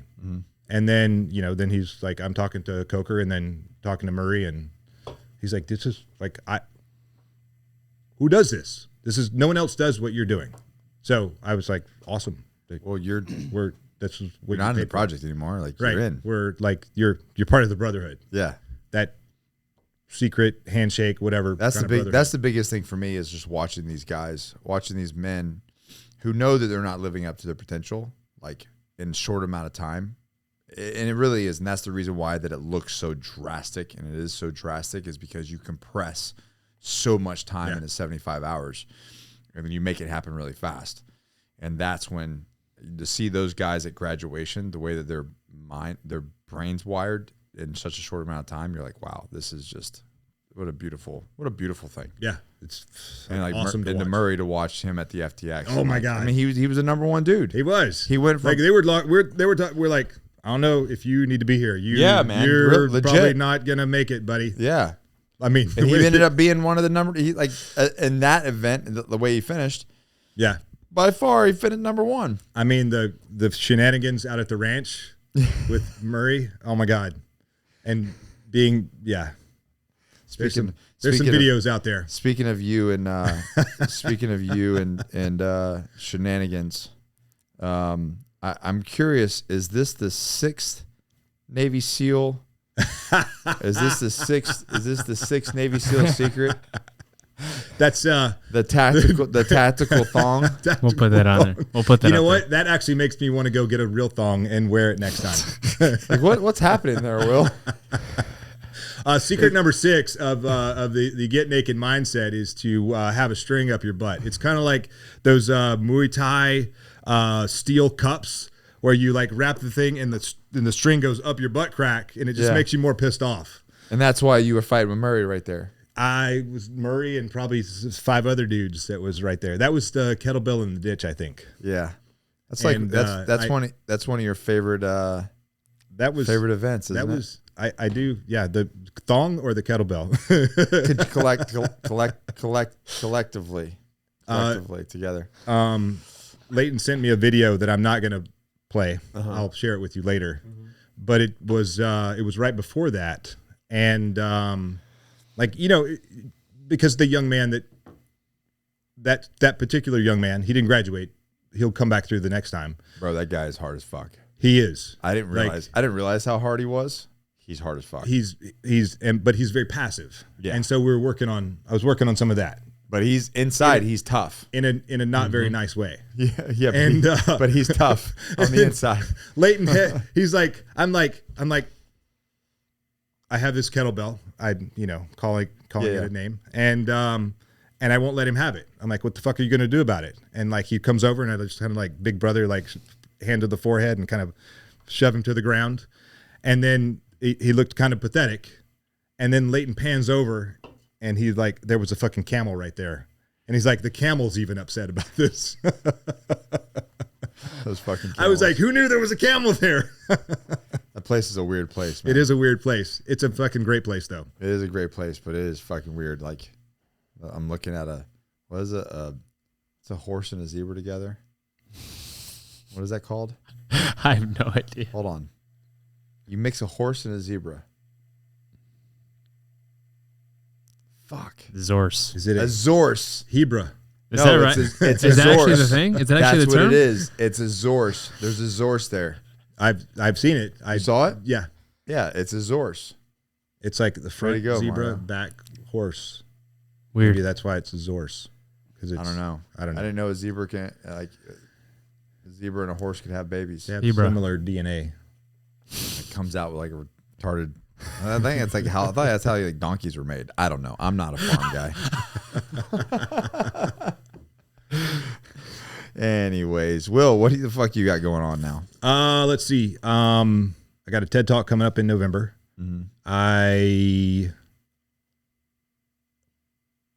Just coaching, speaking. If people want to sign up for the project, they just call you, right? Yeah, just call me. Just sign up. I'm not going to give you my phone number. I'll give you my number when you sign up, and then you can get a hold of me. It's 8675309. 1-800 SEAL. If that was only my number. So that's mostly what I got going on. Naked Warrior Recovery, What's the website? Still growing that. nw-recovery.com or Naked Warrior Recovery, all one word. That was my original website, was Naked Warrior Recovery. But then I was like, maybe people don't want to write naked in their search engine. So I made it NW-recovery. Yeah. And you know what? For people listening to this, if they, I've got mostly CBD products, but I have some super greens that I don't think No, you didn't tell me that. I'll send some your way. Yeah. And an immune product called Body Armor. Both don't have CBD, so if you don't want CBD, You got some nighttime stuff. I've got some nighttime stuff that you're not going to pass a drug test when you take it, but it's like that's what I use, and It's legal. It is 100% legal. It's hemp derived. It's not the synthetic Delta 8 thing that's out there in the world. It's like the real stuff from the plant. 2,000 years of science behind it. Talk about that, because that's actually really important, and I dig that. So I have a product. It has it's a gummy. It has 25 milligrams of CBD and 5 milligrams of Delta 9 THC from the plant. So Delta 8 was a sort of a loophole that a lot of companies were using. And what Delta 8 is, it's a isolated CBD molecule that's been synthesized in a lab to have that psychoactive. It's a chemical effect. Yeah. So it's been chemically modified to give you the psychoactive effect of whatever. So I wouldn't fuck around with it. I only deal with natural stuff because whatever, I'm going down that road. I'm Navy 50 SEAL fucking years old. Navy so. SEAL hippie. hippie. Every Navy SEAL gets out and turns into a hippie. But that's, beads. If I had hair, I would, have long hair and me beads too. in it and shit like that. Same for us though as well. Like but I think a lot of that has to do with getting out of your own way and just being like, hey man, how do I not be in pain? Yep. And perform better. I'm a child of Nancy Reagan's war on drugs. Just say no. This is drugs. This is your brain. So I fucking grew up with that. It was like my brother wouldn't eat eggs for years after that. Yeah. And so I was afraid to try CBD for the first time, and then I was afraid to try THC, and then I've tried a couple different other that's THC a gateway drug, man. And really what you were saying at the end of the day, like I can. Alcohol was a vice. It ended up being more of a habit. Yeah. And a fucking terrible habit. A horrible habit. And so maybe I've replaced one thing with another, but I fucking take this, at night about an hour before I'm ready to go to bed, and then I'm like, my fucking brain turns off and I can go to sleep. And I wake up the next morning, I'm fucking ready to go. To have the same effect with alcohol, I feel like dog shit the whole rest of the day. You can't even, and the whole day. My sleep sucks, and my my resting heart rate, is fucking through the roof, and my HRV is in the tank, and I measure all that stuff, and what I found is, people say that THC negatively affects your sleep, but I think there's a threshold there. Yeah. And THC and CBD, they're actually kind of antithesis. They work opposite. Yeah. So CBD, THC goes in and it binds to those neuroreceptors in your brain, and which is what gives you that sort of euphoric high effect. Works for me. CBD goes in and actually decouples those neuroreceptors and kind of brings you back down off that high. So you could actually take one of these buzzing gummies that I have, and I actually had a buddy take the wrong gummies before he got on a flight, and he was like, "Fuck." I think I texted you one time. I was like, "Hey, what happens if I take these?" And you're like, "Oh, you're gonna be down." And I was like, "Oh, I'm so glad that I texted you." You're gonna be. You don't want to take that before like I did. I think rolling. I think. Or maybe you do. Maybe you. Yeah, maybe you do. Maybe you do. Maybe and that's just so you like let it kick in, and then like you can feel like Eddie Bravo's done that. I think I did. Yeah, all those 10th Planet guys are all high when they're rolling. But I think I did a course. Oh, it was the Origin. I went to Origin, so I was rolling like twice a day. Like 3 classes a day, and then rolling 2 sessions a day. And I got back from that, and I was like, I'm fucking broke, dude. Yeah. This 41-year-old body is broke off. And that's when I hit you up, because I woke up and I was like, dude, I am hurting. I was doing cold plunge, sauna, just trying to get my body to recover after a week of that. And so it was like 10 o'clock in the morning. I texted you, and you're like, yeah, you're gonna be super, super messed up if you take that. I wouldn't. Yeah, do those for sleep. Don't. Yeah. Like you can. I don't recommend it. You're gonna have a very different day. Make sure you have some cereal and some cartoons to go watch. You're gonna have some. Your pain will be different. Yeah. But anyways, I just do it at night, and it's awesome. Yeah, it really, really is awesome. You got a good product. Now that we're talking about, like that feeling in your chest, like when you take them. I don't know if you get it, but I get like the feeling in my chest, like it's airy. Like when I take. That's a cop thing. Yeah, that's your cop DNA coming out. That's what it is. It's called paranoia. I get like that. It's like that weird airy feeling in the chest, and you guys are talking about it. I'm just like thinking about it. I can feel it on my chest right now. See, you're just getting paranoid. The only thing I get is like a little dry mouth, which just makes me drink more water, and then I'm hydrated. So there you go. Anyways, all right. So where can they find you? nw-recovery.com. If you want to learn more about the Navy SEAL mindset, you go to 5sealsecrets.com, put your information in there, and I'll send you. Which the 6th one being thongs. Make sure you have a string going up your butt. What's on the front though is like an iron steel cup. Yeah, that's fucking dope, dude. And you when you're fighting fucking project students, then they kick you in the balls. It doesn't because they do. Because they do. When they start to fight back, like they're afraid to fight back in the beginning, and then they. Before we go, I want to say, because I saw that part. We screenshot it. I sent it in our group text. Bro, you didn't even argue with it. And there's something to be said. We were talking about this off camera. Yeah. How if someone's making fun of you and you like put your foot down and try to defend yourself, you're fucking done. It's like my instinct was to like that. Like first off, I was like mad that you like put it in the group, and I'm like, you just got to fucking roll with it. You want to play with the big boys? You're gonna fucking and so you're like, which Navy SEAL secret is this? And I was like, fuck. What the hell am I even looking at? That does look like a thong. That looks like what? You're questioning yourself. Did I wear it? I didn't know I owned one. I was actually the one who saw that. I'm like, what is this that Will's wearing? And he was like, dude, I don't know. And then we got a screenshot. Now, before I sent it in the group, I had already figured out what he it was. did. He was like, I think it's his fan page. I was like, okay, that makes sense. I knew what it was, and I was like, fuck it, I'm sending it anyway. I would have done exactly the same thing. The same thing. But you were like, yep.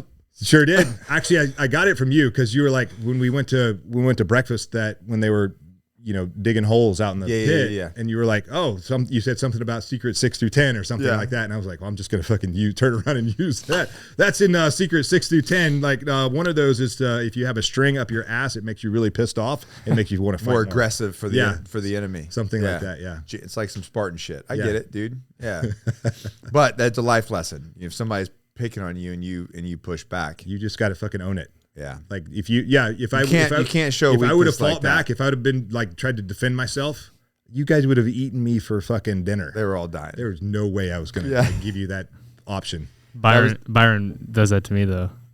I snapped back a little bit. I actually snapped at Joe because I was like, dude, what'd I do now? And he's like, what didn't you do? And I was like, Joe, shut the fuck up. He's like, bro, I'm just saying what he's going along for the ride over here. So I was on my recon screening for Second Force in 2003. They came on the last stroke of me coming up out of my 500-meter swim. They like Marine Corps times right out of the cover. That's and it says death right there. And I this is my screening. And I passed the screening. There's only a couple of us that passed the screening. And the top of the paper, and I've got it hanging up now. I've got it hanging up, and it's like framed. Now I own it. Like I own the thing. It's cool now. But at the time, I was like, "Fuck!" And it said, "Go Recon." And it has my face like coming up out You're of the the water. poster child. Yes.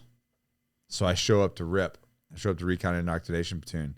One of the instructors comes out, and he's holding the paper. Oh, my God. And he goes, "Who the fuck is this?" God. And I'm standing next to my guy, Dan New, who made it with me, who actually made it all the way through. He became a Recon Marine, then a Raider at MARSOC with me, and finally medically retired out after he ran his body through enough metal. It's just a thing we do, I guess. Some people do. And they go, "Who the fuck is this?" And I go, "That guy." Damn. I fucking pointed right at him because him and I looked so alike. And I was like, "Fucking that guy." And we got fucking smashed. Went through RIP, went through ARS, got shitted at ARS. I went to my unit and they found the fucking paper. Oh, fuck.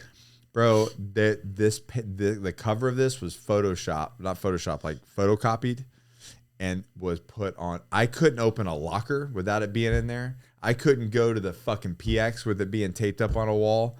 And it only happened that way because if they put it in the team room and I threw a fit. Oh, yeah. I threw a fit in the team room about it. And these dudes plastered that shit all over the fucking base. Don't ever show your weakness. Dude, for the rest of my career, I couldn't get away from that fucking thing. So what I did was I fucking said, "You know what? Fuck it. I'm going to frame it." Own it. And I just fucking hung it up. Yeah. And in the reality, it's not a big deal. Like I got my fucking picture taken in the paper. But it was before I had done it. But you didn't understand it either. I didn't understand. Like, yeah, I didn't understand it. So I should have just been like, "Yeah, motherfucker, that's me. What are you going to do?" I am the face of the Marine Corps. Yeah, I am fucking Recon now. What are you going to do about it? Well, they would just beat you up. It'd be like, you'd be fucking thrash me. Okay, I'm getting thrashed anyway. It's a 3-month process. You know what I mean? Yep. Whatever. So, anyways, I think there's a lesson somewhere in there. You just own the thong, own the stupid picture. You know, hopefully you put it up in this video. I think I'm going to go buy a thong right after this, just because. I'm just going to run around the project. Thong next time. The next time there's a little whale. That would actually be more terrifying. What the fuck? Like, what the fuck did I sign up Hey, for? go ask Instructor Will why he's wearing a thong. Yes, Dude, holy. Chris, are you listening to this? What a beautiful thing. If I film that, we might get more views than Steve's video. Oh shit, the railroad one. Mm-hmm. Oh man, the comments on that are great. That was hysterical. I had to share that. Like I couldn't. I could not. Absolutely. I wanted to get into. I get into the comments like the first 100, but then once it got to like past like 800, I was like, dude, I can't keep up with this shit, dude. There's so many of them versus me. I'm fucked. But he did a good job. I like getting in there sparring a little bit. I'm like, yeah, I just want men to be fucking better. Yeah. What does that mean? What does that look like? Well, come fucking find out. Yeah. I'm not sharing the secret. I think you posted it. Bedros, B did. No. Somebody posted on the thing. He said not one person has ever taken him up on his offer. Oh yeah. To come through for free, and if you graduate, he will donate the $18K to a charity of your choice. He posted that. Not one person has taken up on it ever. Pussies. Yeah. Yeah. That's a smoking deal. Like, well, then you won't be a hater anymore. But we'll have to get out of my mom's basement. Fuck. You guys are just going to target me and pick on me. Yeah, we're going to fucking pick on you because you're... Yeah, of course. Because you're a weak man, and we want you to be strong. We want you to be a fucking badass. Don't show your weakness like I did. You end up having your own that shit. You end up having your stupid face pasted Keyboard warrior. Yeah, posted all over the fucking base like an idiot. Yeah, but it's funny too. Just real quick too. Like I think it's funny that you say that because now that if I were to go back and go through it again, I'd be the same way. I'd be like, what? Okay, what the fuck are you? What are we gonna do about it? Like, what the fuck especially when you were a spy. Yeah, I'd be like, fuck yeah, I'm a spy. He was a spy. When?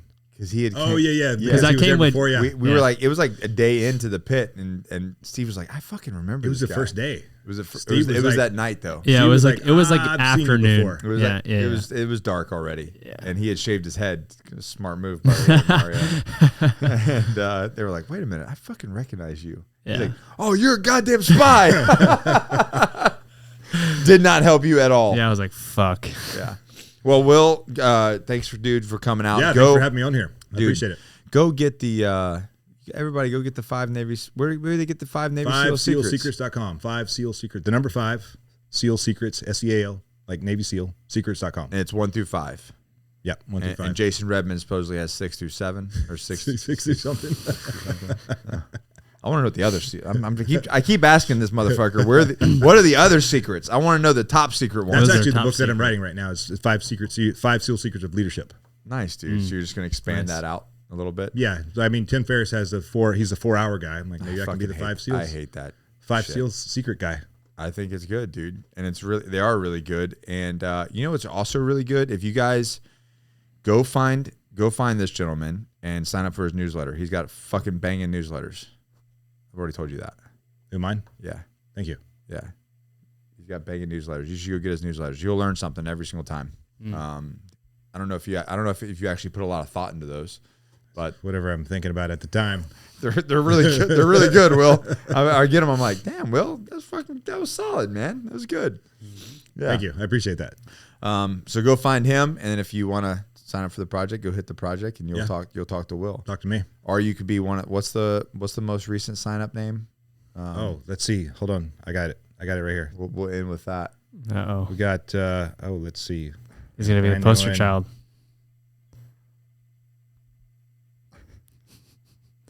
Hold on. That one just doesn't say anything. This one. Penis fucking you. LouisBigBoner@gmail.com. Hell Dude, yeah. I want I'm gay Dude. and like being screamed at by Mr. Clean looking losers. Must be talking about Steve. Can you Oh, imagine? yeah. Can you Pokemons. imagine? He likes Pokemons. He's gay. He likes Pringles. He's married to Pringles. Makes over $500,000 a year. Dope. Um, Good for you, bro. Sick. he is, yeah. Those are some of the. LouisBigBoner@gmail.com. Got you, bro. Got you. See you soon. Dude, that's so. I'm gonna call him right after this. See if he's ready to sign up. Guys, if you haven't got it, we don't give a shit. You guys can comment whatever you want and do whatever you want. We really don't care. I just really care about the guys who raise their hand and go, I'm gonna do something. I'm gonna be a better I want father. to fucking be better. I'll be better. That's all I care about. Yep. You know, anybody 100%. else? If a lot of people are just talking, there's very few doing the work, and this country needs more people doing the work. Yep. And that's the reality. Other than that, so go follow Will. He's my friend. Go follow my friend. He's your friend now. And then go get some of his freaking products, man. They're dope. Not dope. They're not dope. They're legal. Legal. They're not. They're not dope. It's not dope. They're good. They're just dope. You've been waiting all day to say that. I know you have. All right, guys. Share this with a friend. Tag Will. Tag me. Thank you, guys. Peace. All right.